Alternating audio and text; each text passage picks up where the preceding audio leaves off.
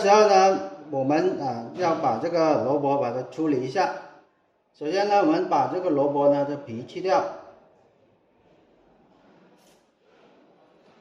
我们在这个去萝卜皮的时候呢，要把这萝卜的两层皮都要去掉，因为呢，我们看到呢，它表面有一层，它里面还有一层的，总共是两层皮。我们呢一定要把这两层皮呢都要把它削掉。大家呢在操作的时候呢一定要注意哦。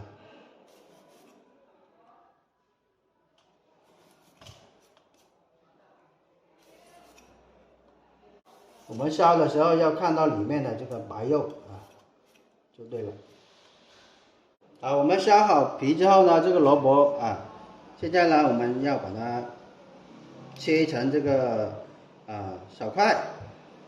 我们呢这个萝卜呢不要破边哦，一般呢我们都是按照这样子来切的就是慢慢的转动去切。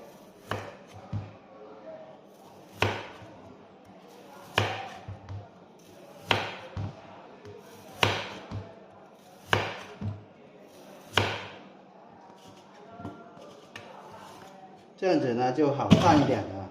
好，切好之后呢，待会儿呢我们就直接拿来这个煮制了好，这个时候呢我们要准备好这个煮萝卜的要用到的这个材料。首先呢我们要用到的是这个白胡椒粒白胡椒粒呢是10克，清水呢是8斤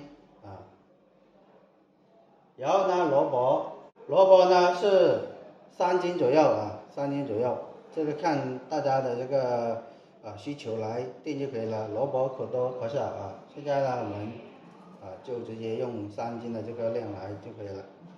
好，接下来我们要这个进行煮制处理。好，现在呢我们把锅里呢倒入准备好了这个8斤的这个清水。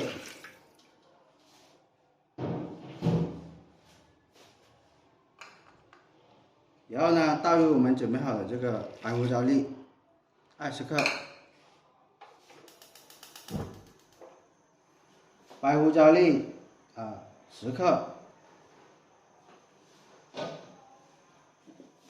接着倒入我们准备好的这个萝卜白萝卜3斤，